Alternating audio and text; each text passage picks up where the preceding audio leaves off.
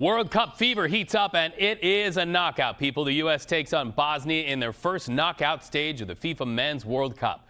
The exciting match begins later today at 5 p.m. Pacific, 8 p.m. Eastern. So let's talk about it. Live now to CBS News correspondent Nicole Valdes outside the San Francisco Bay Area Stadium. Nicole, the U.S. is going to have their entire 26-man roster available for tonight's match. So that's all the big guns. What are your expectations? Hey, Reed, and good morning from a very windy Santa Clara.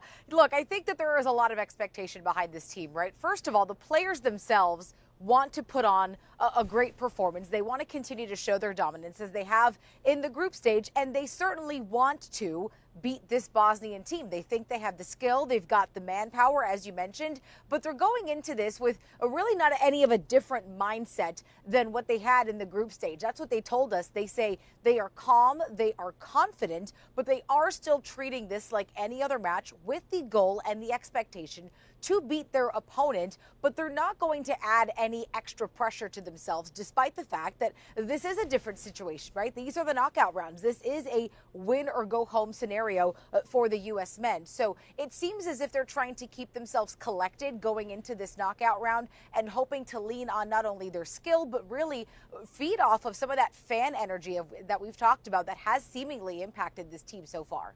And what are you hearing from fans? Because I think the fans are really the fuel for the men's team, no?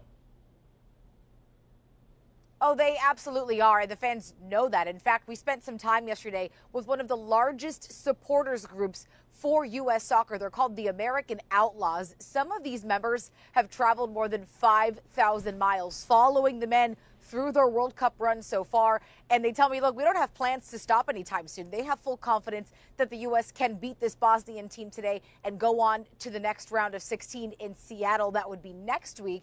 But the fans recognize that their chanting, their energy in the stands has been felt and heard by the players on the pitch, and they want to continue that. They seemingly feel like that is a very big responsibility they have to continue the momentum for those players. Listen here.